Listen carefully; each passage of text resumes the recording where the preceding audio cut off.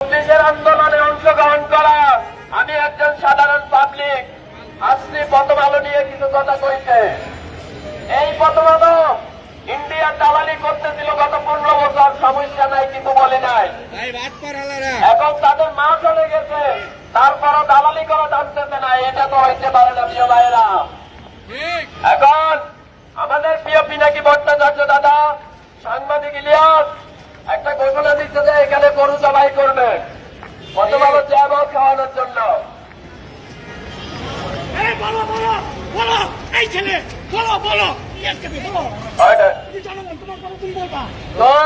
গরু জবাই আমি মূলত আসছিলাম গরু জবাই হবে আসার আগে পিনাকি দাদারে একটা মেনশন দিয়েছিলাম যে 1 লাখ এত খাটতেছি পাবলিকের লাগে, কমসে কম 2টা বিরিয়ানি দিয়ে। এখন আইসা দেখতেছি গরু তো দিলই না, গরু আসতেছে, কালকে আসবে। তবে প্রথম আলোর সামনে গরু অবশ্যই জবাই হবে খাওয়ানোর জন্য। প্রথম আলোকে এইরকম দালাল একটু উদাহরণ দিয়ে যায়। কোন মুসলিম যদি পেশাব করতে বসে ওইটারে তারা হাইলাইট করে লেখে একজন মুসলিম পেশাব করতে বসে। আর কোন বারাপের দালাল, আওয়ামী লীগের দালাল যদি কাউরে খুন করে ফেলে তারপরে ওরা মুখে তালা দিয়ে রাখে। তো এই লোকজনীতি চলতে পারে না ভাই। এখন যাই হোক, আপনারা হয়তো ভাবছেন কোথা থেকে হঠাৎ দূরে এসে দূরে বসলাম। দূরে বসি নাই। এই আন্দোলন জুলাইয়ের আন্দোলনের শুরু থেকে শেষ পর্যন্ত শেখ হাসিনার গুল্লির সামনে ছিলাম। এই বাল প্রথম আলো জানার কি সময় আছে? এই হলো অবস্থা আমাদের। আমরা যখন ব্যানারটা কই আমাদের সিনিয়রেরা কই বুঝলাম না প্রথম আলোর বিরুদ্ধে।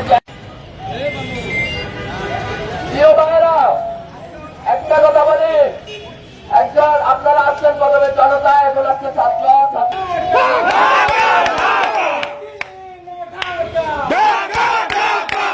আমি বেশি কিছু বলবো না, আমাদের সিনিয়র ভাইয়েরা একটু বলবে, আমি তো অসুস্থ আগে বলে শেষ করে দিয়ে যাই।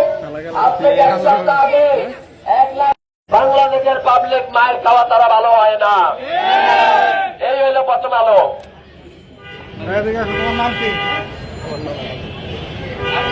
আপনি একটু পিছিয়ে যান, সবাই আছে, আপনি পিছিয়ে যান। ওকে ওখানে এই হইল অবস্থা। কেন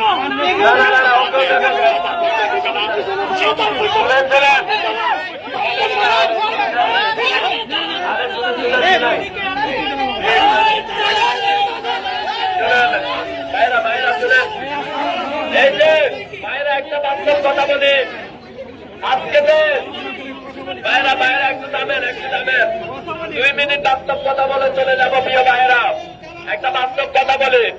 এই যে আজকে আমরা লোকেরা এখানে সাধারণ পাবলিক এখানে এসে জড়ো হয়েছি একটা যৌক্তিক দাবির বিরুদ্ধে, সেটা হচ্ছে প্রথম আলোকে বন্ধ করতে হবে। কিন্তু সরকার কোন অ্যাকশন নিতেছে না, যার কারণে আমাদেরকে রাস্তায় আসতে হইল।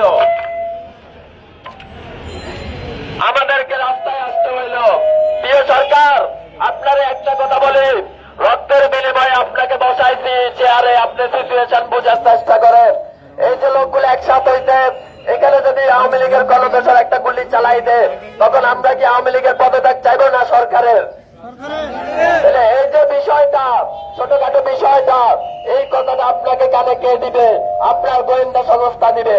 সুতরাং আমাদের এখানে আসার আগে গোয়েন্দা সংস্থার বলার উচিত ছিল যে প্রিয় সরকার প্রথম আলোকে বন্ধ করে দেন।